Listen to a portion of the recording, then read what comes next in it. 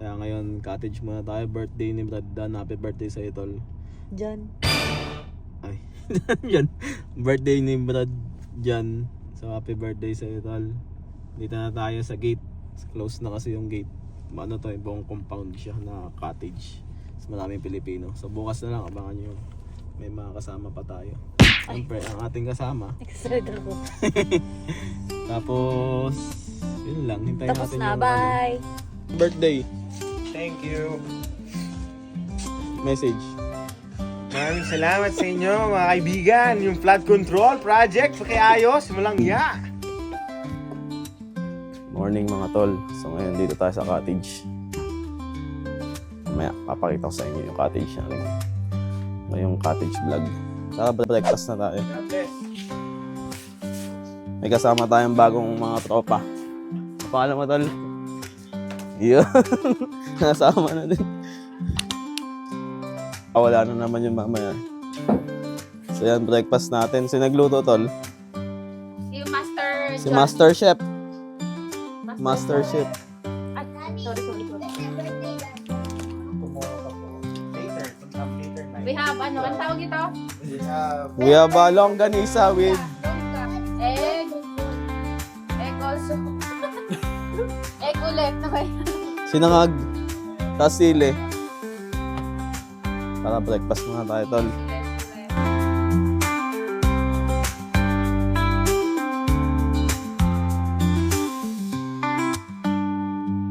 Tapos na tayo kumain tol.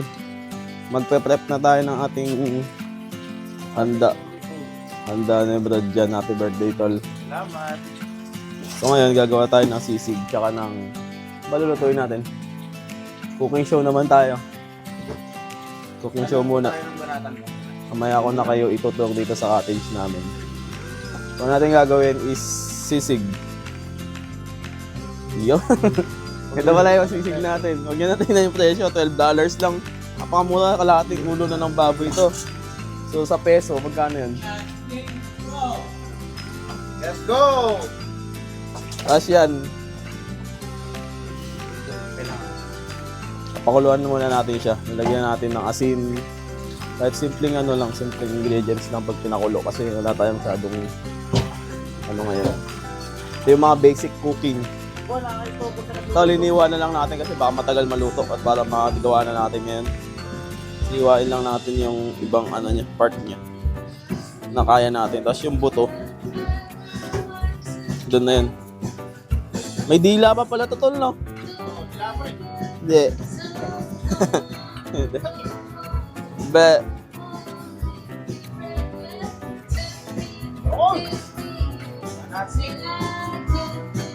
so yung uso niya, kung nandidiri kayo, check nyo na lang mabuti.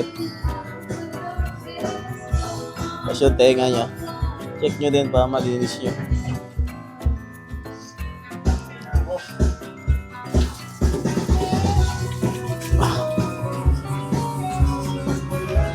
Ito yung mahirap mga pakuluan.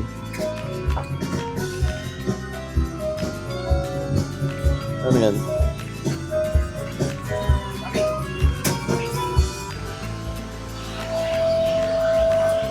Ganito lang kabilis magwalis.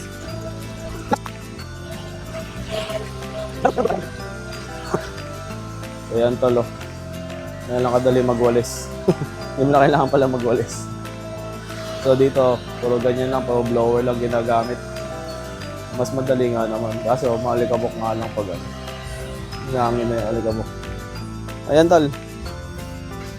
Ilagay na natin itong mga tenga. Sabay-sabay na yan kasi dito maximize mo na lang yung mga ingredients na mayroon ka. Kasi dito tayo sa cottage. Para din tayo bili ng bili.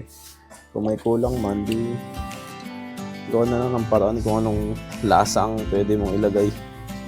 So sa amin, asin lang lalagay ko dito. Asin. Then kung mayroong mga buong paminta, ayun, tanglad, o kayo na bahala kung anong trip nyo. So ako asin lang. Then doon na natin titimplahan sa sisig. Ayan.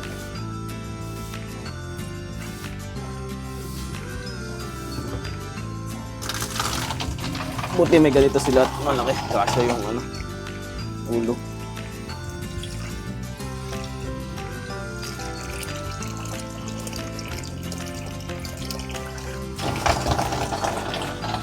Ah.